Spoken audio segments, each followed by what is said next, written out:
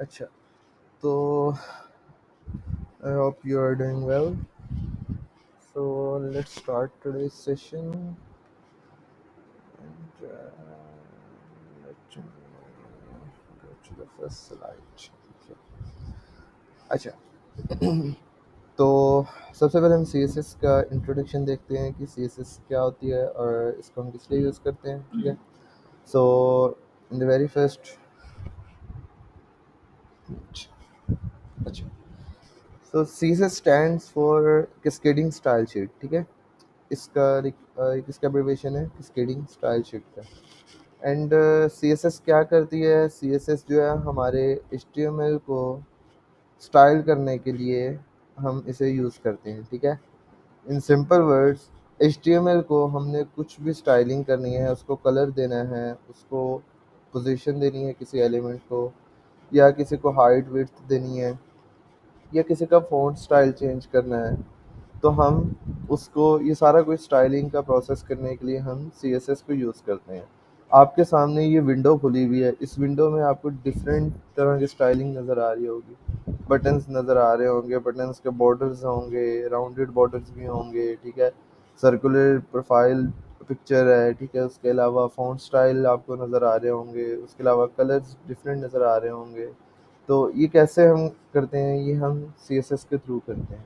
ठीक है. सो अगर आपने एक अच्छी सी वेबसाइट बनानी है तो आपको एच टी एम एल के साथ साथ सी एस एस जो है वो नेसेसरी होती है. एच टी एम एल तो आपको चाहिए ही होती है. एच टी एम एल के बगैर आप कोई वेबसाइट बना ही नहीं सकते. ठीक है. ये आपको भी अभी तक पता लग गया होगा कि एच टी एम एल के बगैर हम कोई भी वेबसाइट बना नहीं सकते, क्योंकि हमारा जितना भी कंटेंट होता है वेबसाइट का, वेबसाइट के जितने भी एलिमेंट्स होते हैं वो हम सारे एच टी एम एल के थ्रू ऐड करते हैं. ठीक है. अब मैं एग्जांपल दिखाता हूँ कि हमारी एक वेबसाइट सी एस एस के बगैर और सी एस एस के साथ, मतलब आपको पता चल जाएगा कि सी एस एस हम क्यों यूज़ करते हैं. ठीक है. सो ये हमारे पास एक एच टी एम एल का पेज है. ठीक है. एच टी एम एल का पेज है और ये मेरे पास दूसरा पेज है. ये इसमें मैंने कुछ सी एस एस अप्लाई की हुई है. ठीक है. अब देखो, ये प्यारा लग रहा है आपको, ये प्यारा लग रहा है. डेफिनेटली यही लग रहा होगा क्योंकि इसमें कुछ कलर्स ऐड हो गए हैं, पोजीशंस ऐड हो गई हैं. ठीक है. देखो ना, इसमें हर एक चीज़ लाइन बाय लाइन आती जा रही है, आती जा रही है. बट इसमें हमने उसको अलाइन किया है और उसको हमने स्टाइल किया थोड़ा सा. अगर इसी को हम किसी और तरह स्टाइल करें तो हम इसको इस तरह भी बना सकते हैं. लाइक ये हमारे ऊपर है कि हमने इसको अपने एच टी एम एल, जो भी एच टी एम एल की जो वेबसाइट है उसको हमने जिस तरह भी स्टाइलिंग उसको देनी है, हम उसको अपनी मर्ज़ी के मुताबिक दे सकते हैं. ठीक है. तो सी एस एस का बस इतना सही है कि इसको हम स्टाइलिंग के लिए यूज़ करते हैं अपनी एच टी एम एल के. अब सी एस एस का सिंटैक्स देखते हैं. एक सी एस एस जिस तरह हम एच टी एम एल की फ़ाइल बनाते थे, इसी तरह हम सी एस एस की फ़ाइल भी बनाएंगे. ठीक है. और इसको हम ये भी देखेंगे कि इसको हमने लगाना कैसे. ये चलें, सबसे पहले हम जो है इसको यही देखते हैं. अच्छा, अब ना हमारे पास यहाँ पे 3 तरीके होते हैं. मैं देखता हूँ यहाँ पे शायद मैंने कहीं ऐड किया हो. क्या हुआ है? हाँ, ये किया हुआ है. एक्सटर्नल, इंटरनल और इनलाइन सी एस एस. ठीक है. अब हमने अपनी सी एस एस को एच टी एम एल के साथ जोड़ना है. अब देखो, एच टी एम एल के साथ जोड़ना क्यों नेसेसरी है. अब मैंने एक एच टी एम एल की फ़ाइल बनाई है. ठीक है. अब मैंने उसके लिए सी एस एस ऐड करनी है. ठीक है. ये सी एस एस उसके लिए लगानी है. तो मैं क्या करूँगा, मैं उस फाइल को उसके साथ कनेक्ट करूँगा ना, ताकि पता चले कि ये सी एस एस की फ़ाइल इस एच टी एम एल की है. ठीक है. तो या तो हम फाइल के थ्रू भी कर सकते हैं. उसके अलावा हमारे पास दो मेथड्स और होते हैं, इंटरनल और इनलाइन सी एस एस. ठीक है. इंटरनल और इनलाइन सी एस एस. अब इसमें क्या डिफरेंस है ये हम देख लेते हैं. इन तीनों में जो भी डिफरेंस है उसको हम देखते हैं. ठीक है. सो मेरे पास यहाँ पे मैंने 3 फाइल्स बनाई हैं. 3 फाइल्स तो नहीं, अगर मैं आपको दिखाऊँ तो मेरे पास, अगर मैं फ़ोल्डर स्ट्रक्चर दिखाऊँ, तो इस फ़ोल्डर में जो सी एस एस सेशन वाला फ़ोल्डर है, इसमें मेरे पास 2 फाइल्स हैं, index dot H T M L और style dot C S S. ठीक है. मेरे पास style dot C S S और एच टी एम एल, और साथ एक फ़ोल्डर है.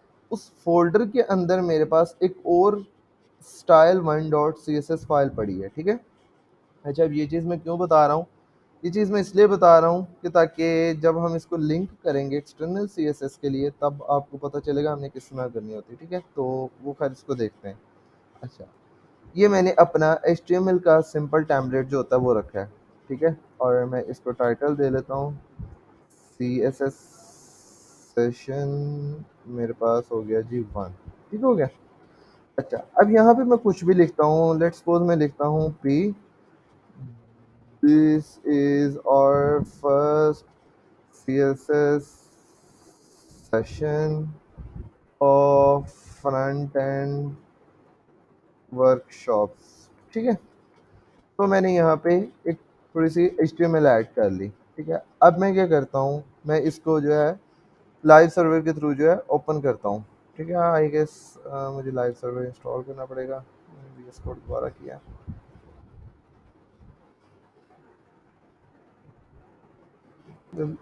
Install the live server.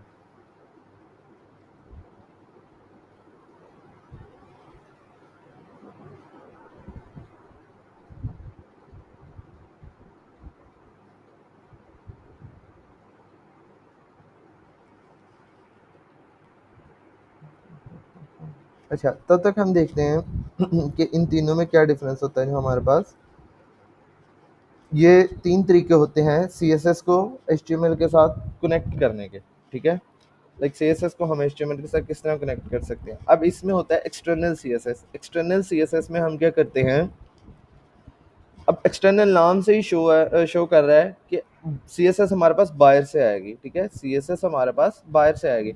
मैं क्या करूँगा, मैं इसमें जो है एक CSS की फाइल बनाऊँगा, फिर उस CSS की फाइल को मैं अपनी HTML, जिस HTML में मैं उसकी स्टाइलिंग, जो स्टाइलिंग मैं CSS में करने वाला हूँ, वो जिस HTML फाइल के लिए मैं करने वाला हूँ, मैं उस HTML में आके उस फाइल को कनेक्ट कर दूंगा, ठीक है। लेट्स सपोज मेरे पास एक HTML फाइल है। अब इसके लिए मैं कुछ स्टाइलिंग करना चाह रहा हूँ, तो मैं क्या करूँगा, एक CSS की फाइल बनाई है मैंने, ठीक है। अब उस CSS की फाइल के लिए, ठीक है, यार देखता हूँ मेरे पास इधर पेन चलता है, अगर इनेबल होता है तो। अच्छा, नहीं चल रहा।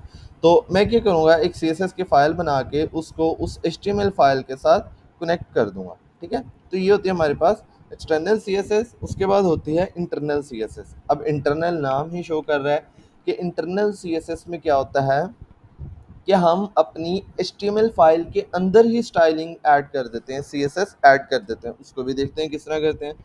और तीसरी होती है इनलाइन CSS। इनलाइन CSS क्या कहती है, इनलाइन CSS कहती है इनलाइन, इन लाइन, ठीक है, मतलब उसी लाइन में, यानी कि जिस एलिमेंट को, जिस स्पेसिफिक एलिमेंट को हम स्टाइल करना चाह रहे हैं, हम उसी एलिमेंट के अंदर स्टाइलिंग ऐड कर देंगे, ठीक है। लाइक हम सेपरेट पूरी HTML फाइल की स्टाइलिंग अलहदा ना करें, हम एलिमेंट बाय एलिमेंट चलते जाएं, ठीक है। तो इसको हम देखते हैं। तो ये मेरे पास इंस्टॉल हो गया लाइव सर्वर। इसमें आते हैं, मैं क्या करता हूँ, just let me I enable the auto save option. अच्छा, यहाँ से आपने जो है ना ऑटो सेव का ऑप्शन जो है इनेबल, इस पर इनेबल कर लेना है। इससे क्या होगा कि आप जैसे ही लिखते जाएंगे, ठीक है, फॉर एग्जाम्पल मैं कोई चेंजिंग भी करता हूँ तो वो खुद ब खुद सेव होती जाएगी, मुझे कंट्रोल एस नहीं करना पड़ेगा बार बार, ठीक है। तो मैं इसको ओपन विद लाइव सर्वर यहाँ से भी कर सकता हूँ और यहाँ से गो लाइव पे भी जा सकता हूँ। तो मैं इसको लाइव सर्वर ओपन करता हूँ, ठीक है। Okay. तो ये देखो मेरे पास HTML की फाइल जो है वो ओपन हो गई है। हट जा तो क्यों।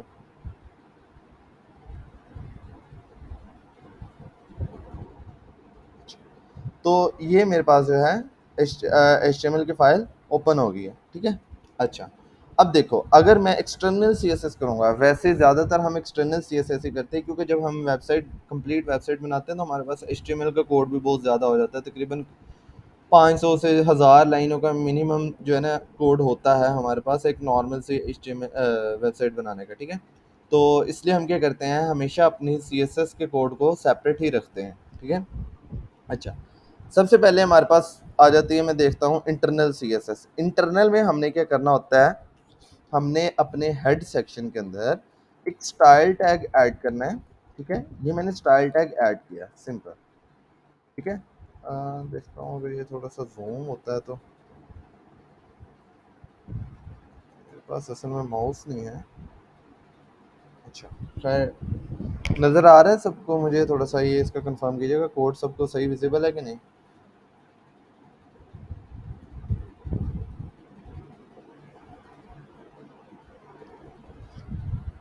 ठीक है, अगर विजिबल है तो। अच्छा, अब हम क्या करते हैं, हम स्टाइलिंग ऐड करते हैं। ठीक है, स्टाइल टैग ऐड किया हेड टैग के अंदर, नॉट इन बॉडी। ठीक है, बॉडी टैग में नहीं, स्टाइल हेड टैग में हमने स्टाइल को ऐड किया। अब यहाँ पे मैं जो भी स्टाइलिंग ऐड करूँगा वो यहाँ पे करूँगा। लेट्स सपोज अगर मैं यही स्टाइलिंग ऐड करता हूँ, ठीक है, तो ये देखना हमारे पास जो है वो स्टाइलिंग ऐड हो गई है। ठीक है, मेरे पास जो है वो स्टाइलिंग ऐड हो गई है। तो ये होती है हमारी, अभी ये इस पे नहीं जाना है, इसको हम बाद में देखते हैं कि इसको किस तरह किया और इसका क्या सिंटेक्स था। ठीक है, इसको हम देखते हैं अभी, बट ये मैंने एक दिखाने के लिए, एग्जांपल दिखाने के लिए जो है एक स्टाइलिंग ऐड की है। तो ये होती है हमारी इंटरनल सीएसएस कि हम एचटीएमएल की फाइल के अंदर ही स्टाइलिंग ऐड करते हैं। ठीक है, अब इसको मैं रिमूव करता हूँ। ठीक है, मैंने इसको रिमूव कर दिया। अब देखते हैं इनलाइन। इनलाइन होता है अगर मैंने इस पैराग्राफ टैग को स्टाइल करना है, तो मैं क्या करूँगा, मैं इस पैराग्राफ स्टाइल में ही स्टाइलिंग के एट्रीब्यूट दे दूंगा। मैंने यहाँ पे आया, मैंने स्पेस दी।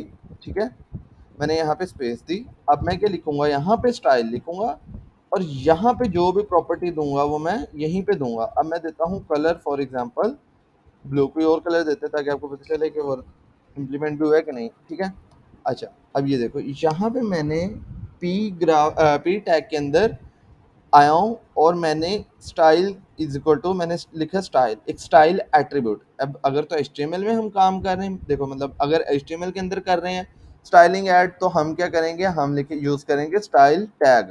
ठीक है, बट अगर मैं एलिमेंट के अंदर स्टाइलिंग करना चाह रहा हूँ तो मैं क्या करूंगा, स्टाइल नाम का एट्रीब्यूट यूज करूंगा और उसके अंदर जो हमारी प्रॉपर्टी होगी वो मैं प्रॉपर्टी दूंगा। ठीक हो गया? तो ये मेरे पास जो है कलर इसका चेंज होके ब्लू हो जाएगा, ब्लू हो गया कलर। ठीक है, तो इसको हम कहते हैं इनलाइन सीएसएस। खैर इसको भी हमने यूज नहीं करना, इन दोनों को हमने यूज नहीं करना। जस्ट ये मैं तरीका बता रहा हूँ कि इस तरह भी हम ऐड कर सकते हैं। हमने क्या करना है, हमने एक्सटर्नल सीएसएस को यूज करना है। अब एक्सटर्नल सीएसएस को यूज हम कैसे करते हैं, एक्सटर्नल सीएसएस को यूज करने के लिए हम लिंक लिखेंगे और ये तीसरे नंबर पे मेरे पास आ जाएगा सी एस एस।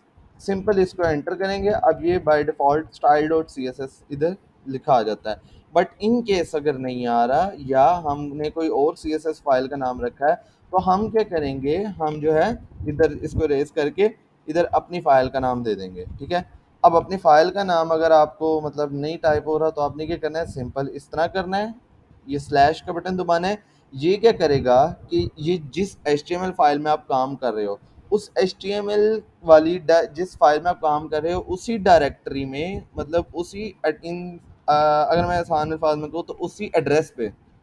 ठीक है, अगर डायरेक्टरी नहीं पता तो मैं कहता हूँ, कह सकता हूँ कि उसी एड्रेस पे जितनी भी फाइल्स या फोल्डर्स पड़े हैं वो शो कर देगा।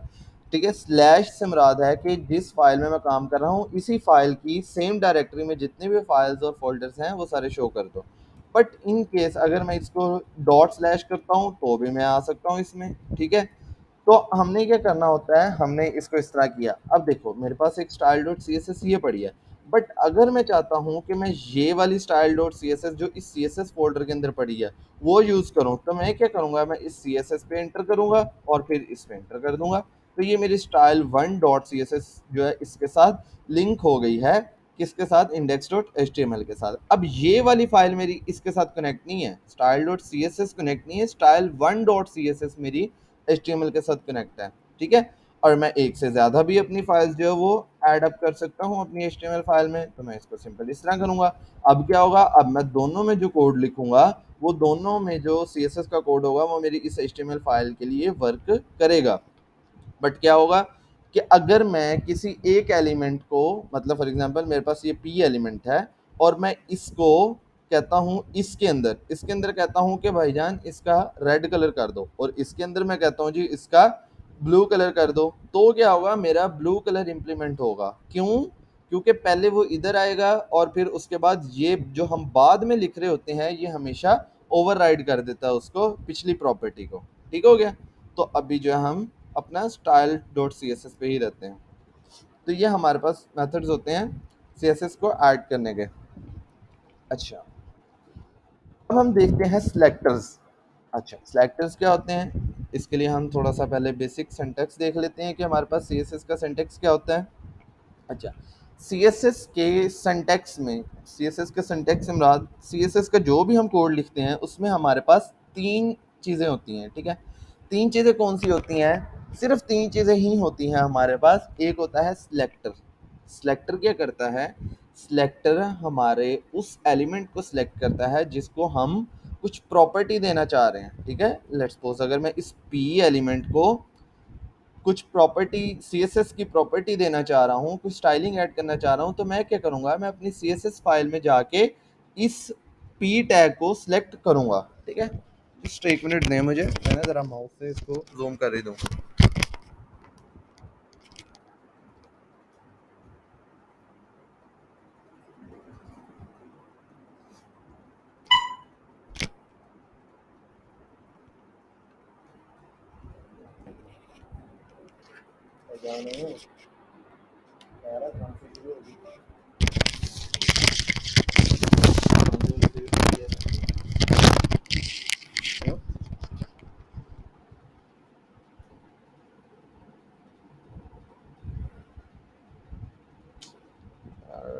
आई डोंट नो ये क्यों नहीं जूम हो रहा। अच्छा, इसको मैं थोड़ा सा देख लेता हूँ किस तरह काम करता है।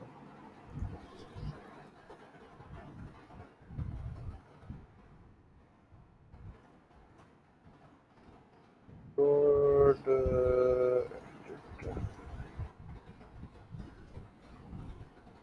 व्यू में जाके अपीयरेंस में जा, अच्छा व्यू में जाऊँगा, अपीयरेंस में जाऊँगा, फिर मैं कैसे करूँगा इसको जूम इन, कंट्रोल। अच्छा, सही है, इतना मेरा ख्याल है इनफ है यार, बट मैंने तो कोड सेक्शन को एडिट करना था।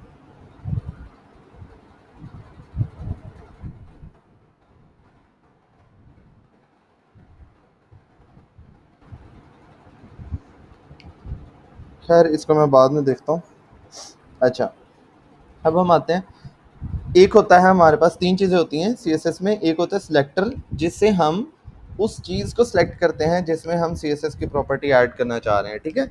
दूसरे नंबर पे आ जाती है हमारी एक प्रॉपर्टी, और तीसरे नंबर पे होती है वैल्यू। अब प्रॉपर्टी और वैल्यू से क्या मुराद है, ठीक है, इसको हम देखते हैं। इससे मुराद सेम उसी तरह है जिस तरह हम एक वेरिएबल बनाते हैं अपनी प्रोग्रामिंग लैंग्वेज में किसी में भी, और उसको में कुछ ना कुछ वैल्यू हम रख देते हैं, ठीक है। हम कहते हैं यार इसकी ये वैल्यू है।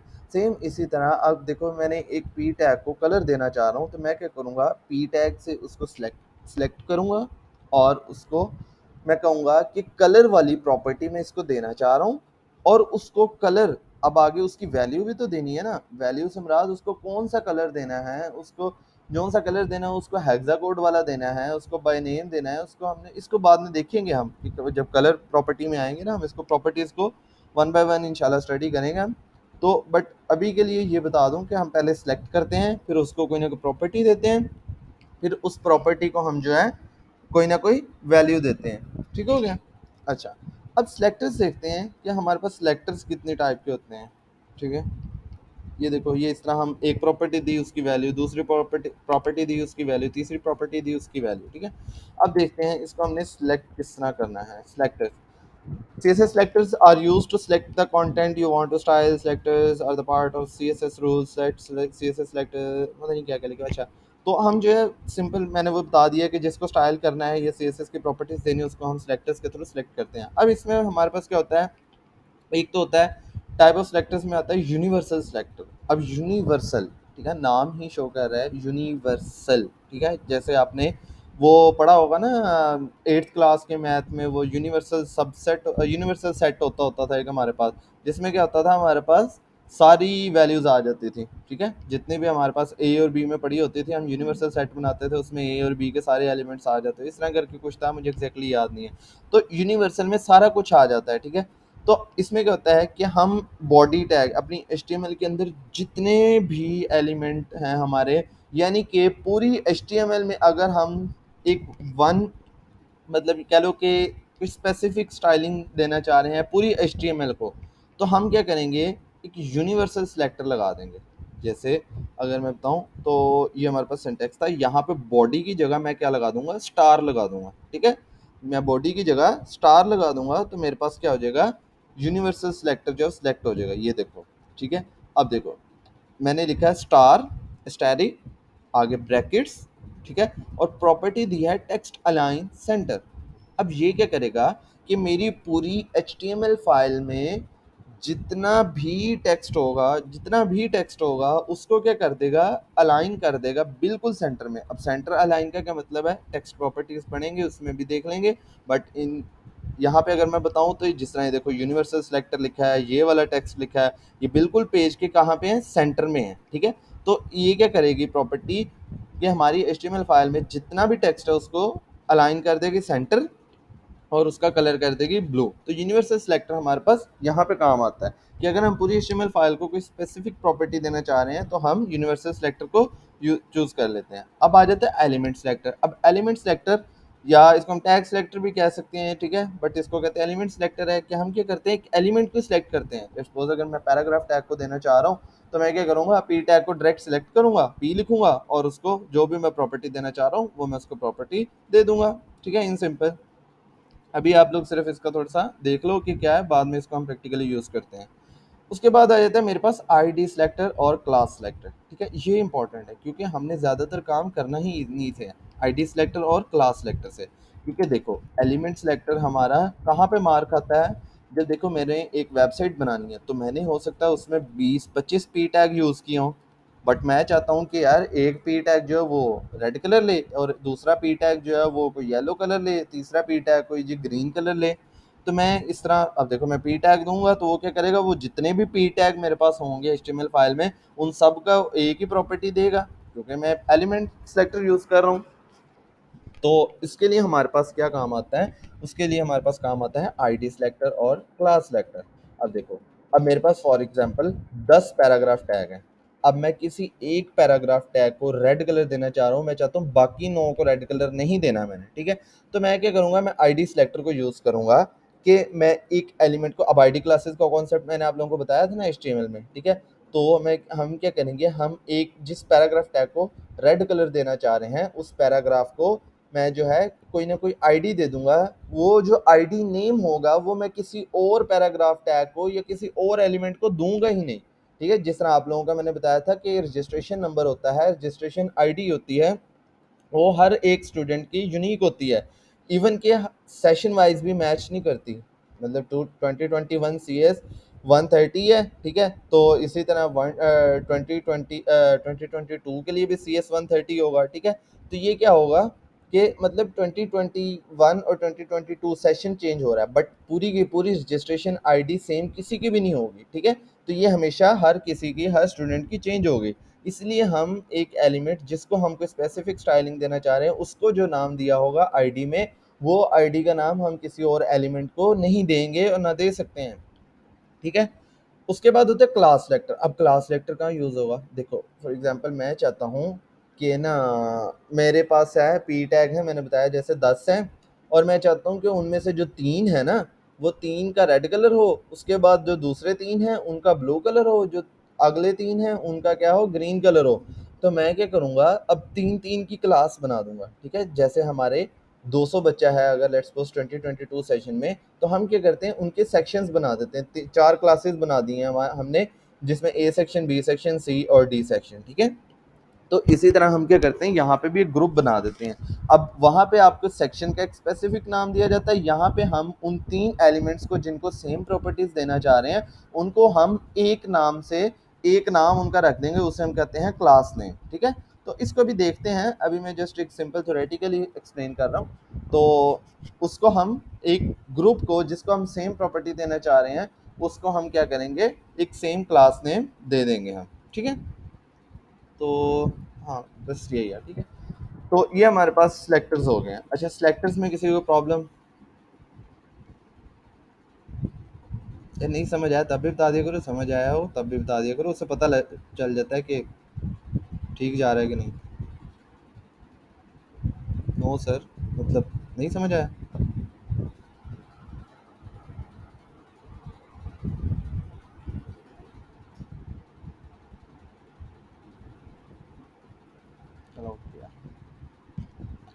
ओके हो गया। अच्छा, अब हम इनको देखते हैं, ठीक है। अब देखो ये मैंने HTML की फ़ाइल बनाई है और ये मेरे पास आ गया है style.css। देखना मैं क्या करता हूँ, हम यहाँ पे देखते हैं। हाँ हाँ हाँ हाँ, यार ऐसे है ना।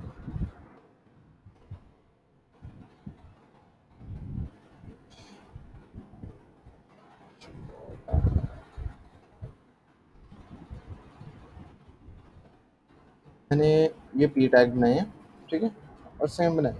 और मैं क्या करता हूँ, इसमें हर एक को चेंज कर देता हूँ, किसी में कोई वर्ड मिस कर देता हूँ, किसी में कोई मिस कर देता हूँ, ठीक है। मैं इसको डबल कर देता हूँ ताकि जो है मेरे ये चेंज लगे, ठीक हो गया।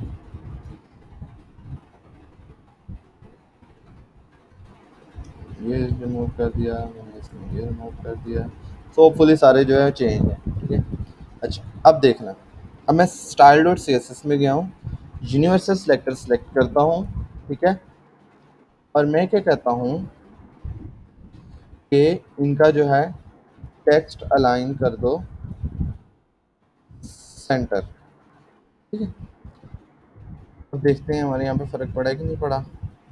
ये देखो, मैंने यूनिवर्सल सिलेक्टर से सिंपल इतना कहा है, टेक्स्ट अलाइन कर दो, टेक्स्ट को अलाइन कर दो कहाँ पे, सेंटर में। तो ये देखो सारे एलिमेंट्स जितने भी मेरे एचटीएमएल में थे वो सेंटर लाइन हो गए। अब ये सिर्फ पी टैग ही नहीं है, अब देखना यहाँ पे मैं अगर H1 टैग बनाता हूँ और मैं लिखता हूँ हेलो, तो ये देखना हेलो भी मेरा कहाँ पे आएगा, बिल्कुल सेंटर में आएगा। ये देखो हेलो भी बिल्कुल सेंटर में आ गया, ठीक है।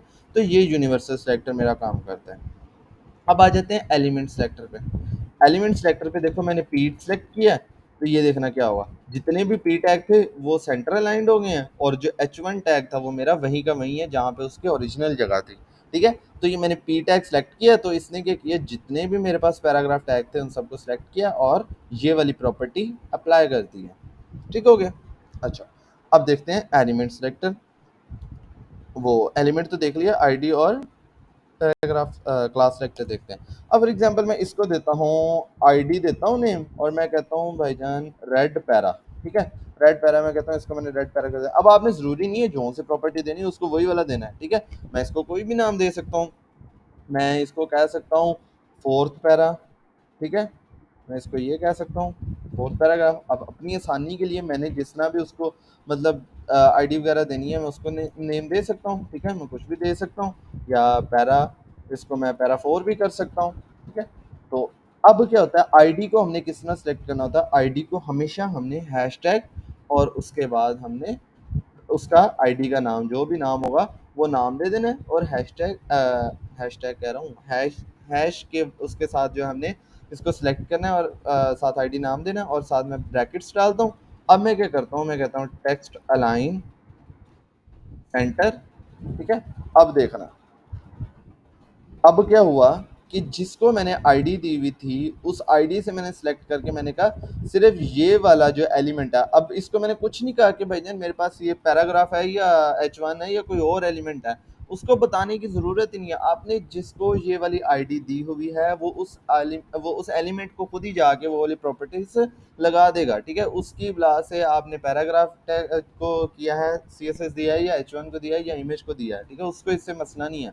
उसको आपने कहा इस आईडी पे चले जाओ, वो उस आईडी पे गया, जो भी एलिमेंट उसे मिला उसने उस पर वो प्रॉपर्टीज इंप्लीमेंट कर दी। तो ये मेरे पास जो है फोर्थ पैरा टेक्स्ट अलाइन हो गया। अब क्लास सेलेक्टर देखते हैं। अब देखो मैं चाहता हूँ मैं इसको क्या करूँ, इसको क्लास देता हूँ जी रेड की, रेड पैरा दे देता हूँ इसको मैं, और मैं इधर भी क्लास दे देता हूँ क्लास, ठीक है, रेड पैरा। और मैं क्या करता हूँ इससे नीचे वाले को भी क्लास दे देता हूँ, या ये तो कंसेक्टिव हो गया ना, अगर आपने इसको ऐड करना है तो मैं इसको क्लास दे दूंगा वही वाली, और मैं कहता हूँ रेड पैरा, ठीक है। अच्छा, अब मैं क्या करता हूँ, मैं यहाँ पे जाता हूँ और मैं कहता हूँ इसको छोड़ो, डॉट से हम क्लास को सेलेक्ट करते हैं और आगे वो वाला नाम देते हैं, और इसको प्रॉपर्टी लगा दो कौन सी, टेक्स्ट लाइन सेंटर वाली, ठीक है। अब देखना, जिसको हमने क्लास दी हुई थी वो वाले एलिमेंट पे हमारी प्रॉपर्टीज लग गई हैं। अब देखो ये कौन कौन से एलिमेंट्स थे, नीचे से पैराग्राफ से एक तो कौन सा था, सेकंड और थर्ड लास्ट पैराग्राफ और फर्स्ट पैराग्राफ, ठीक है। तो ये देखो नीचे वाला लास्ट पैराग्राफ, उससे ऊपर वाला सेकंड और थर्ड लास्ट पैराग्राफ और फर्स्ट पैराग्राफ, इसको हमारी वो वाली प्रॉपर्टीज लग गई हैं। तो ये होता है हमारे पास सिलेक्टर्स, ठीक है। ज़्यादातर हम कौन सा यूज़ करते हैं, वो हम यूज़ करते हैं क्लास सेलेक्टर, ठीक है। हम डायरेक्ट क्लास देते जाते हैं और यूज़ करते जाते हैं, ठीक है। जब क्लास सेलेक्टर हमने किसी एक एलिमेंट को भी वो प्रॉपर्टी देनी होगी ना, तो तब भी हम ज़्यादातर जो है ना, जब रियल वर्ल्ड प्रोजेक्ट्स करते हैं तब भी हम ज़्यादातर जो है क्लास सेलेक्टर्स यूज़ करते हैं। क्लास सेलेक्टर क्यों यूज़ करते हैं, क्योंकि हमारे पास डॉट के साथ लग जाता है, हमें वो क्या कहते हैं ना, वो हैश जो है ना, वो ट्री के ऊपर नहीं जाना पड़ता शिफ्ट दबा के।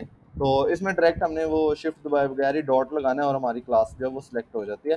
तो इसलिए ज़्यादातर जो है ना क्लास सेलेक्टर यूज़ किया जाता है। तो बाकी अच्छी प्रैक्टिस के लिए अगर आप आईडी को सेपरेट यूज़ करना चाहते हैं तो आप उससे भी कर सकते हैं, ठीक है। तो ये हमारा हो गया सिलेक्टर्स का मतलब टॉपिक हो गया। अब देखते हैं कमेंट्स किस तरह ऐड करते हैं हम अपनी सीएसएस में। लाइक मैं इसमें थोड़ी सी स्टाइलिंग ऐड कर लेता हूँ, ठीक है। और मैं कहता हूँ रेड पैरा, इसको कर दो आप, कलर दे दो रेड कलर का, ठीक है। और जो हमारे पास आईडी सेलेक्टर था उस वो कौन सा था, पैरा 4 था शायद, इसको कर दो कलर दे दो, कौन सा दे दो आप, इसको कलर दे दो ग्रीन दे दो, ठीक है। अच्छा, ये देखो ये मेरे पास प्रॉपर्टी अब ग्रीन वाला विजिबल नहीं है। मैं क्या करता हूँ, इसको थोड़ा ये वाला कलर करता हूँ, शायद अब विजिबल हो जाए। तो पहले से भी गया गुजरा है। अच्छा, ये देखो अब ये क्या है, मैंने उसको ब्लू कलर दे दिया है, ठीक है। ये इसको ब्लू कलर दे दिया और उसको रेड कलर दे दिया हमने। तो ये मेरे पास ब्लू कलर वाला आ गया और ये मेरे पास रेड कलर वाले आ गए। अब ये मेरे पास आ गया सी एस एस। अब लेट्स सपोज मैं कोई यहाँ पे ना कोई की नोट ऐड करना चाह रहा हूँ या कोई भी नोट टाइप लाइक रिमाइंडर के तौर पे ऐड करना चाह रहा हूँ, ताकि कोई भी बंदा मेरे कोड पे जाए उसे पता चल जाए कि मैं यहाँ पे कौन सी सी एस एस को एडिट कर रहा हूँ, मतलब सी एस एस में यहाँ पे कौन सा एलिमेंट जो है ना वो एडिट कर रहा हूँ। लेट्स सपोज मेरे पास जो है 2000 लाइन का सीएसएस का कोड है। अब कोई बंदा देख रहा है वो बैठ के लाइन बाय लाइन 2000 लाइनें तो नहीं ना देखेगा। तो मैं क्या करता हूँ, मैं जो है ना कमेंट ऐड कर देता हूँ, जिस तरह हम अपनी प्रोग्रामिंग लैंग्वेज में कमेंट ऐड करते हैं। अब ज़्यादातर मैं जो कमेंट्स यूज़ करता हूँ ना, वो मैं हर सेक्शन को सेपरेट करने के लिए यूज़ करता हूँ। हर सेक्शन को सेपरेट करने से मुराद, यानी कि अगर नैव बार को स्टाइल कर रहा हूँ तो नैव बार के स्टार्ट में लगा दूंगा कि यहाँ पे नैव बार स्टार्ट हो रहा है और यहाँ पे नैव बार एंड हो रहा है। तो मैं इस चीज़ के लिए कमेंट ऐड कर देता हूँ। अब मैं नॉर्मली कमेंट कैसे करता हूँ, अब देखो मैं इधर कुछ भी लिखता हूँ, ये मेरे पास एरर के फॉर्मेट में एरर के फॉर्म में आ रहा है, ठीक है। तो बट इसको हमने कमेंट किस तरह करना है, सेम वही कंट्रोल स्लैश। कोई भी कमेंट हो आपने, चाहे एचटीएमएल में हो, सीएसएस में हो, पाइथन में हो, सी प्लस प्लस में हो, जावास्क्रिप्ट में, जिसमें भी कमेंट हो, आपने वीएस कोड पे आकर कंट्रोल स्लैश दबाना है, आपका वो ऑटोमेटिकली कमेंट का सिंटेक्स लिख देगा। आपको ये चीज़ याद करने की ज़रूरत नहीं है कि सीएसएस में कमेंट का सिंटेक्स क्या होता है, एचटीएमएल में क्या होता है और उसमें सी प्लस प्लस किसी और लैंग्वेज में क्या होता है। आपको याद करने की ज़रूरत नहीं, सिंपल कंट्रोल स्लैश दबाओ तो ही आपका कमेंट हो जाएगी लाइन, ठीक है। तो ये हमारे पास हो गए कमेंट्स हो गए। अब हम देखते हैं कलर्स, ओके। अब देखो मैं क्या करता हूँ, मैं इस रेड पैरा को कलर्स देने हैं, ठीक है। कलर्स हमारे पास तीन तरह के होते हैं। मैं देखता हूँ इसमें अगर नोट्स में मेरे पास पड़े हुए हैं कि नहीं, इसमें कलर्स, हाँ ये तीन तरह के कलर्स होते हैं हमारे पास नॉर्मली। एक तो प्री डिफाइंड कलर्स होते हैं, ठीक है। वो तो होते हैं ना, वो हम उसको वैसे नॉर्मली कलर्स में गिनते नहीं है, कलर्स की टाइप्स में कह लो। तो हमारे पास तीन तरह के कौन से होते हैं, एक होता है हेक्सा, एक होता है आरजीबी और एक होता है एचएसएल, ठीक है। हेक्सा कोड क्या होता है कि हर कलर का कोई ना हेक्सा कोड होता है, ठीक है। अब जैसे फॉर एग्जांपल मैं कलर डालता हूँ और मैंने ब्लू दिया। अब ये तो वो हो गया जो प्री डिफाइंड, मेरे पास ब्लू कलर प्री डिफाइंड है। अब देखो ये इसकी आरजीबी वैल्यू है, ठीक है, इसकी कोई ना कोई हेक्सा वैल्यू भी होगी, ठीक है। तो हर कलर की कोई ना कोई हेक्सा वैल्यू भी होती है और हर कलर की कोई ना कोई आरजीबी वैल्यू भी होती है। तो हम ज़्यादातर यूज़ करते हैं आरजीबी और हेक्सा, ठीक है। तो क्योंकि हमें स्पेसिफिक कलर कोड चाहिए होता है, तो हम वो जो है हेक्सा के साथ उसको यूज़ करते हैं। अब हेक्सा का कोड जो होता है, हमने क्या करना है, कलर में आना है और सिंपल, इसमें ज़्यादा डीप जाने की ज़रूरत नहीं है कि आप इसको भी अलहदा से समझते फिरो, ठीक है। तो हेक्सा कोड कलर पिकर में जाता हूँ, ये मैं सिर्फ एक कलर हेक्सा कलर उठाने के लिए दे रहा हूँ। बट आपने जब कोई ना कोई वेबसाइट डिज़ाइन कर रहे होगे, आपके पास कोई ना कोई उसका डिज़ाइन पड़ा होगा, या आप कोई कलर पैलेट अगर उठाना चाहते हो तो आप फ्लैट यूआई कलर है, ये UI colour, flat UI colours, हाँ, आप इस पे जाओगे, इस पे क्या होगा, आपके पास कलर पैलेट्स आ जाते हैं, तो आपने यहाँ से कलर उठा लेने हैं, ठीक है। अच्छा, अब क्या होता है कि ये देखो मेरे पास एक कलर है, नॉट इंटरेस्टेड। अच्छा, ये क्या है कि मेरे पास एक कलर है, उसकी कोई ना कोई हेक्सा वैल्यू भी होगी और उसकी कोई ना कोई आरजीबी वैल्यू भी होगी। लेट्स सपोज मैं ये कलर सेलेक्ट करता हूँ, ठीक है। अब ये साइड पे मुझे इसको शो कर देना चाहिए, अब तक तो उसको आ जाना चाहिए था। अच्छा, ये नीचे आ गया। तो ये देखो एक ही कलर है, उसकी हेक्सा वैल्यू ये होगी, ठीक है, और उसकी आर जी बी या आर जी बी ए वैल्यू ये हो गई, ठीक है। अब आर जी बी और आर जी बी ए में क्या फ़र्क होता है, लेट्स सपोज मैं आपको बताता हूँ कि मैं इसको कॉपी किया और मैं इसको यहाँ पे जाके पेस्ट कर दिया। अब देखना क्या होगा, ये मेरे पास उसका कलर चेंज कर देगा, ये देखो इसका कलर उसने जो है वो वाला चेंज कर दिया मेरे पास, जो मैंने हेक्सा कोड उसे दिया। तो हम कलर को या तो हेक्सा कोड देते हैं या प्री डिफाइंड नेम देते हैं या फिर आरजीबी नेम देते हैं। अब आरजीबी हम किस तरह देते हैं, आरजीबी को हम इस तरह देते हैं, इस तरह करके। अब ये क्या होता है, इसमें हमारे पास तीन वैल्यूज होती है, रेड ग्रीन ब्लू, इन तीनों कलर से मिलके जो है हमारा कोई भी कलर बन जाता है। खैर इसको डीप जाने की जरूरत नहीं है, हमने सिंपल स्टैट यहाँ पे कोई भी कलर पैलेट चूज़ कर लेना है, ठीक है। ये हमारे पास ज़्यादातर जो होता है वो एशियन कलर पैलेट यूज़ होता है, अगर यहाँ पे हो तो। खैर यहाँ पे नहीं है, ये इसको हम उठाते हैं, ठीक है, इस पर क्लिक किया, ये बस कलर कॉपी हो गया। या ब्लू तो हमने यूज़ कर लिया बहुत ज़्यादा, अभी इसको यूज़ करके देखते हैं। तो मैं क्या करता हूँ, मैं यहाँ से इसको आके सिंपल पेस्ट कर दूंगा, तो मेरे पास वही वाला कलर आ जाएगा। तो आपने इसको कलर यूज़ कर लेंगे, तो इसमें मैं ज़्यादा डीप नहीं जाऊँगा। तो उसके बाद आ जाता है हमारे पास बैकग्राउंड। बैकग्राउंड बहुत इंपॉर्टेंट है हमारे पास, क्योंकि बैकग्राउंड तो हमारे पास वेबसाइट में यूज़ होने ही होने। अब हम बैकग्राउंड प्रॉपर्टी को देखते हैं। तो इसमें आते हैं। अच्छा, अब हमारे पास बैकग्राउंड प्रॉपर्टीज़ कौन कौन सी होती हैं, देखो। एक होती है हमारे पास बैकग्राउंड कलर, कि हम अपने बैकग्राउंड को कोई ना कोई कलर देना चाह रहे हैं। लेट्स सपोज मैं अपने बैकग्राउंड को ये वाला कलर देना चाह रहा हूँ, ठीक है।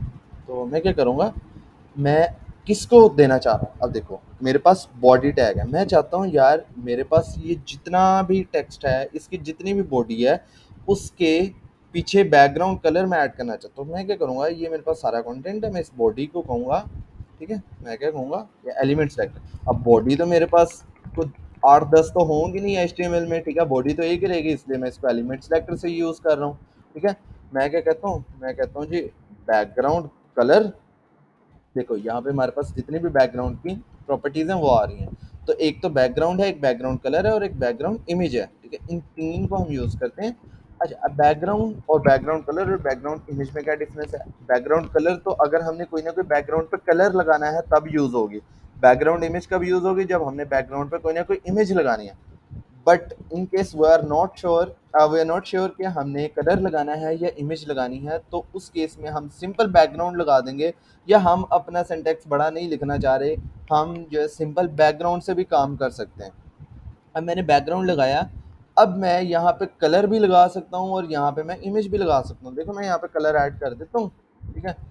तो देखो ये क्या हुआ, ये उसने मेरा बैकग्राउंड कलर खुद ब खुद ले लिया। अब इन केस अगर मैं यहाँ पे कलर भी लगा देता तो ये तो कोई गलत बात तो नहीं थी, ये भी वही काम करेगा। बट हम क्या करते हैं, जब हमें अश्योरिटी नहीं होती है हमने यहाँ पे कलर लगाना है या इमेज लगानी है, तब हम बैकग्राउंड सिंपल प्रॉपर्टी यूज़ करते हैं। अभी देखो मेरे पास बॉडी में जितनी भी मेरी बॉडी थी, अब बॉडी जारी बात है कितने को होगी, जितनी की मेरी स्क्रीन है उतनी को बॉडी होगी ना, इससे ज़्यादा तो नहीं होगी। तो उसने पूरी स्क्रीन पे जो है मेरा वो कलर लगा दिया। कोई और कलर लगा के देखते हैं, इसको लगा के देखते हैं।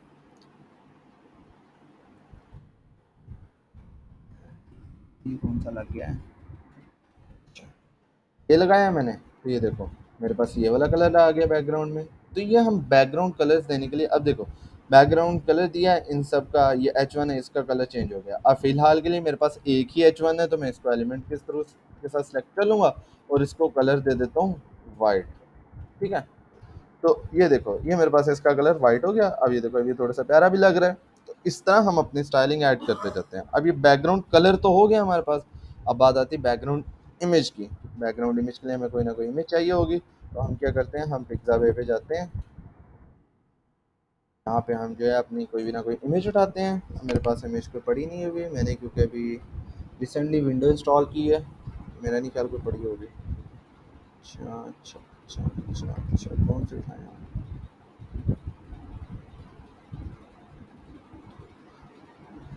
लेट्स सपोज ये वाली इमेज लेते हैं हम, ठीक है। इसको क्या करते हैं, डायरेक्टली से इमेज करता हूँ। आजा, सी एस एस सेशन में गया हूँ। ये तो वेब पी की फाइल यूज़ कर रही है, इसको डाउनलोड करते हैं, इसको पीएनजी में डाउनलोड करते हैं। लो क्वालिटी चाहिए मुझे।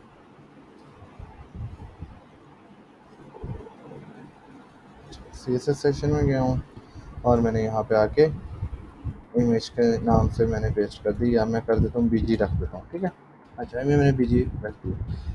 अब देखना, अब हमने जो है ना इसके बैकग्राउंड पे इमेज लगानी है, तो मैं क्या करूँगा, देखो बैकग्राउंड ही प्रॉपर्टी यूज़ की है, बट यहाँ पे अब मुझे क्या करना होगा, मुझे यहाँ पे यूआरएल देना होगा, ठीक है। देखो मैंने यूआरएल दिया और साथ मैंने इन्वर्टेड कॉमास लिखे हैं और यहाँ पे मैं एड्रेस दे दूंगा, ठीक है। दोबारा देख लो इसको सिंटैक्स को। बैकग्राउंड जब इमेज देनी है, अब इमेज का हमें यूआरएल तो देना होगा, क्योंकि हम हार्ड कोड तो इमेज नहीं ना ला सकते। जिस तरह कलर तो हार्ड कोड कर देते, हार्ड कोड से मुराद है डायरेक्ट वैल्यू दी, वो वाली वैल्यू इंप्लीमेंट होगी। अब इसको इमेज को तो नहीं इस तरह कर सकते कि हम डायरेक्ट जो है नाम दें तो वो खुद ब खुद ही आ जाए। अब इमेज को कहीं ना कहीं जिस एड्रेस पे पड़ी होगी उस एड्रेस, वो पूरा एड्रेस देना होगा। तो हम क्या करते हैं, हम यूआरएल, अब ये यूआरएल से मुराद ये नहीं कि हम इसमें कोई भी, अब यूआरएल बेसिकली प्रॉपर्टी इसलिए हम यहाँ पे उन्होंने यूआरएल के नाम से रखी हुई है, जैसे हमारे पास उसमें रेफरेंस था, तो हम यहाँ पे इसमें एक्सटर्नल यूआरएल भी डाल सकते हैं इमेजेस वगैरह के। तो खैर इस तरह यूआरएल हमने इसको दे देना है। अब हम देखते हैं हमारे पास ये देखो प्रॉपर्टीज, प्रॉपर्टी इंप्लीमेंट हो गई है, बैकग्राउंड पे इमेज लग गई है, बट एक मसला आ रहा है।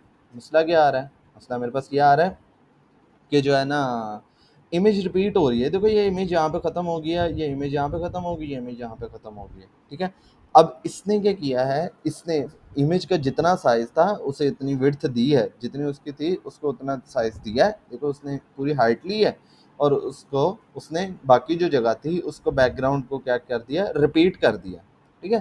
तो एक मिनट, तो इसको हम बैकग्राउंड को रेपिटेशन जो है वो भी हम इसकी ख़त्म कर सकते हैं, ठीक है। अब वो कैसे हम करते हैं उसको देख लेते हैं। तो उसको मैं क्या करूँगा, देखना यहाँ पे मेरे पास एक प्रॉपर्टी होती है जो हम यहाँ पे नेक्स्ट पढ़ने वाले हैं, वो होती है बैकग्राउंड रिपीट की, ठीक है। बैकग्राउंड रिपीट क्या करता है, मेरे पास रेपिटेशन को ख़त्म करता है। अब देखना बैकग्राउंड, देखो मैं बीजी भी लिखूंगा, बीजी आर लिखता हूँ तो मेरे पास खुद ब खुद प्रॉपर्टी ला देगा बैकग्राउंड रिपीट की, ठीक है। मैं लाइक इसमें आपने कोई डायरेक्ट सिंटेक्स नहीं लिखना, आपने सिंपल कुछ करेक्टर्स भी लिखोगे तो वो प्रॉपर्टीज़ के साथ मैच करके आपको शो कर देगा, ठीक है। तो मैं ये बीजी आर लिखता हूँ तो इसने बैकग्राउंड रिपीट शो कर दिया। अब मैं इसमें अगर डालता हूँ नो रिपीट, तो ये देखो उसने रिपीटेशन ख़त्म कर दी। अगर मैं कहता हूँ रिपीट एक्स, ठीक है, सॉरी रिपीट एक्स, तो ये क्या करेगा, एक्स एक्सिस में रिपीट करेगा। बट अगर मैं उसे कहता हूँ कि भाईजान वाई एक्सिस में रिपीट करो, तो ये देखो वाई एक्सिस में रिपीट नहीं कर सका क्योंकि इमेज की हाइट भी उतनी थी जितनी बॉडी की हाइट थी, ठीक है। अब इसको मैं आपको कैसे दिखा सकता हूँ, अगर मैं बॉडी की हाइट को अगर मैं बड़ा कर दूँ, बॉडी को लिख रहा हूँ, हाइट को मैं कर देता हूँ जी 3000 पिक्सल, ठीक है। ये देखो अब ये क्या किया उसने, मेरे पास मैंने कहा बॉडी की हाइट जो वो 3000 पिक्सल है, ठीक है। तो ये साथ मैंने प्रॉपर्टी दी थी कि इमेज जो है, जो बैकग्राउंड है मेरा, वो रिपीट तो होगा बट किस डायरेक्शन में, वाई एक्सिस में रिपीट होगा। आपने उसको एक्स एक्सिस में रिपीट नहीं करना। देखो अगर मैं इसको बैकग्राउंड रिपीट को या तो प्रॉपर्टी ने लिखूं तो वो ऑटोमेटिकली रिपीट करना शुरू हो जाएगा, या अगर मैं रिपीट लिखता हूँ तो इसका मतलब वो दोनों एक्सिस में रिपीट कर रहा है, एक्स एक्सिस में भी कर रहा है और वाई एक्सिस में भी कर रहा है, ठीक है। तो अगर मैं स्पेसिफिक डायरेक्शन में उसको रिपीट करवाना चाहता हूँ तो मैं उसको कह सकता हूँ, ये देखो ये मेरे पास बॉडी नीचे भी आ रही है बट वो रिपीट नहीं कर रहा है क्योंकि मैंने उसको एक्स एक्सिस में रिपीट करवाया है। तो इसको हम ज़्यादातर नो रिपीट के लिए ही यूज़ करते हैं, ठीक है। इसको हम किस लिए यूज़ करते हैं, नो रिपीट के लिए, क्योंकि हम अपनी बैकग्राउंड को रिपीट नहीं करवाना चाहते। अब बैकग्राउंड को रिपीट नहीं करवाना चाहते, बाकी बैकग्राउंड भी खाली है, तो उसके लिए हमारे पास क्या होगा, ठीक है। कि अब फॉर एग्जांपल मैं अपने पूरे बैकग्राउंड में मैं तो इमेज देना चाहता हूँ, अब मैं क्या हर पीसी के हिसाब से जनाब अपनी इमेज को एडिट करके, ठीक है, उस साइज़ की इमेज बना के, तो मैं हर पीसी के हिसाब से, अब हर पीसी का विड्थ और हाइट डिफरेंट हो सकती है, ठीक है, तो मैं इस तरह तो नहीं ना करूँगा कि हर पीसी के हिसाब से इमेजेस अपनी जो है वो करता जाऊँ। ठीक है, तो इसके लिए हमारे पास कुछ और प्रॉपर्टीज आती हैं, वो आती हैं बैकग्राउंड अटैचमेंट, बैकग्राउंड पोजीशन, और हम देखते हैं इनको ये क्या होती हैं। ठीक है, अच्छा, बैकग्राउंड अटैचमेंट पे हम जाते हैं।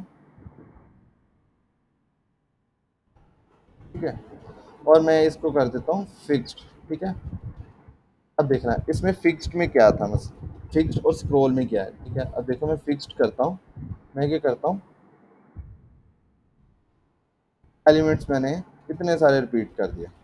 ठीक हो गया, अब देखो ये मेरे पास एलिमेंट रिपीट हो गया। अब ये देखो मैं बॉडी को स्क्रॉल कर रहा हूँ, ये मेरे पास बॉडी स्क्रॉल हो रही है, अगर आपको दिख रही है तो मैं इस तरह दिखाता हूँ, थोड़ा सा जूम कर, ये देखो मेरे पास बॉडी स्क्रॉल हो रही है, कंटेंट स्क्रॉल हो रहा है, बट मेरी पोजीशन वो बैकग्राउंड कहाँ पे है, वो फिक्स्ड है अपनी जगह पे, वो जहाँ पे था वो वहीं पे ही है। ठीक है, तो मेरा बाकी सारा जो मैंने इसको अपने बैकग्राउंड को क्या कर दिया, फिक्स्ड कर दिया। अब क्या होगा, बैकग्राउंड को अगर मैं करता हूँ जी स्क्रॉल कर देता हूँ, ये ज़्यादातर फिक्स्ड और स्क्रॉल ही यूज़ होता है, होती ही ये दो प्रॉपर्टीज़ हैं इसमें जो यूज़ होती हैं।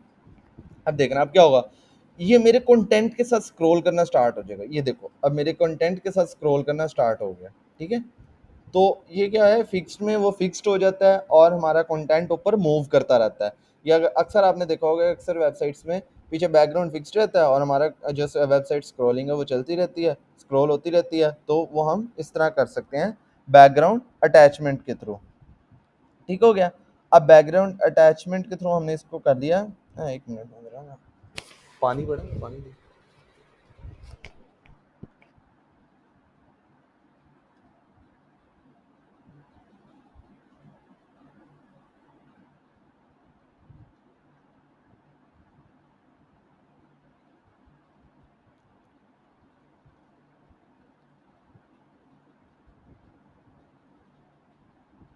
अच्छा, अब आ जाते हैं, हमारे पास आ जाती है एक लास्ट प्रॉपर्टी जिसको हम यूज़ करते हैं तो अरे यार, बैकग्राउंड पोजीशन की। इसमें क्या होता है, इसमें हमारे पास एक होता है कवर होता है, हाँ कवर होता है।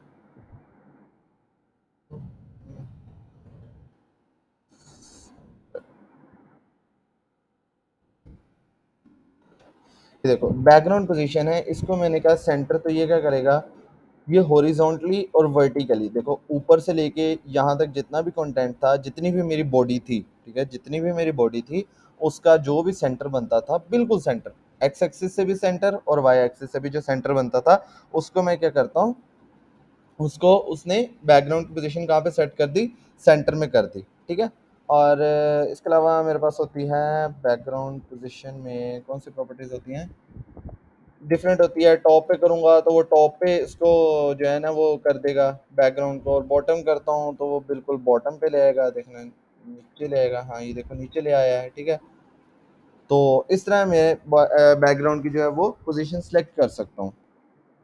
ठीक है, अच्छा एक मिनट जिसमें टाइम है।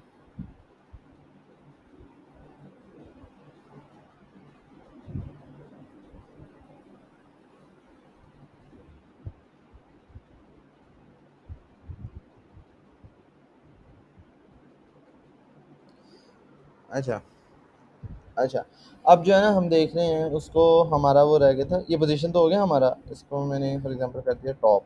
ठीक है, अब इसको मैंने रिमूव करना है, क्योंकि मैंने आपको वही वाला जो हमारे पास मसला था उसका दिखाना है कि जो हमारे पास एक और प्रॉपर्टी होती है जिससे हम अपना वो प्रॉब्लम सॉल्व कर सकते हैं, कि अगर फॉर एग्जांपल सपोज मैं वही इसको रिमूव कर देता हूँ जो एक्स्ट्रा थे मेरे पास।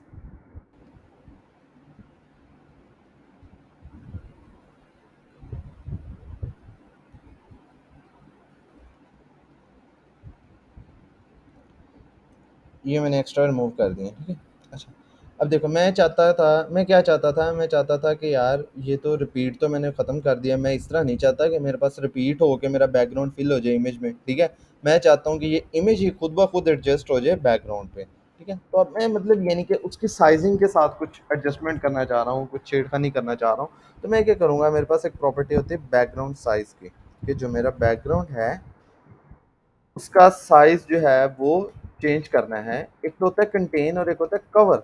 कवर क्या करता है, कवर करता है जितनी भी मेरी बॉडी होती है उसको कवर कर लेता है। मतलब अब इसका मैं समझाता हूँ आपको, देखो मैंने इस तरह किया। अब ये मेरे पास थी, लेट्स सपोज इस तरह था मेरा, ठीक है, मेरी इमेज थी इस तरह, ठीक है। अब इमेज तो मेरी इस तरह थी, बट उसने क्या किया है, उसने इस पूरे को कवर करने के लिए, अब ये एरिया मेरे पास खाली है, उसने क्या किया है, उसने बिल्कुल यहाँ से पकड़ के, ठीक है, ये देखो इस तरह उसने उसको इन्हेंस किया है, तब तक जब तक मेरी पूरी वो जो है वो कंटेनर या बैकग्राउंड जो है वो कवर नहीं हो गई। यानी कि उसने विड्थ और हाइट दोनों को उसने इस तरह एक्सटेंड किया है कि वो मेरा जो है बैकग्राउंड पूरा कवर हो गया। अच्छा, एक और प्रॉपर्टी होती है हमारे पास यहाँ पे कंटेन की। अब कंटेन क्या करता है, ये देखो, कंटेन ने ये किया कि जितना उसकी जगह होती है वो उतनी ही लेता है, ठीक है, जितनी उसकी जगह होती है वो उतनी ही लेता है, बाकी जगह वो जो है खाली छोड़ देता है। जितनी उसकी विड्थ और हाइट होगी वो उतनी ही लेगा, बाकी जगह खाली छोड़ देगा। तो हम इसमें कौन सी यूज करते हैं, कवर ही यूज करते हैं अपनी बैकग्राउंड को पूरे इमेज देने के लिए। ठीक हो गया। ओके। अच्छा, बैकग्राउंड साइज तो दे लिया, अब मैं बैकग्राउंड पोजीशन देता हूँ। ठीक है, अब ये देखना मैं क्या करने लगा हूँ, सेंटर सेंटर, ठीक है, और मैं क्या कहता हूँ, सेंटर सेंटर, ठीक है। अब ये देखो, ये पहले तो वो सिंपल उसका राइट टॉप कॉर्नर शो कर रहा था, अब मैंने उसको सेंटर सेंटर वाला जो है ना इमेज का मैंने कहा वो विजिबल हो, वो कवर में आ जाए, और जो है वो बाकी मेरा वो बेशक इमेज ना दिखे, तो जितनी भी वो कवर कर रहा है वो उस हिसाब से कवर कर ले। अब ये बैकग्राउंड प्रॉपर्टी थोड़ी सी जो है ना कॉम्प्लेक्स है, मीटिंग वैसे भी एंड होने वाली है, और ये बैकग्राउंड प्रॉपर्टीज थोड़ी सी कॉम्प्लेक्स तो नहीं है, बट ये है कि थोड़ी सी भूल जाती हैं, मुझे भी भूल जाती हैं, ठीक है, हर किसी को भूल जाती हैं, क्योंकि इसमें थोड़ा सा ना, कोई एक तो ये यूज़ बहुत कम होती हैं, ठीक है। तो अब यहाँ पे थोड़ा सा बता दें कि इसकी समझ आई कि नहीं आई, क्योंकि एंड पे आगे थोड़ा सा ना बोरिंग सा हो गया था। तो इसका बताओ यार, मुझे थोड़ा समझ आई है कि नहीं है, नहीं आई तो हम दोबारा मीटिंग मतलब जो है ना वो कर लेते हैं। यार ये रिमूव क्यों कर रहे हो मीटिंग से? मैं,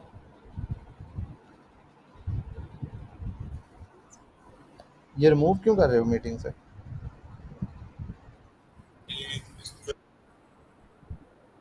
पता नहीं है, आगे किसी का नाम लिखा हुआ आ रहा था कि has been removed from the meeting.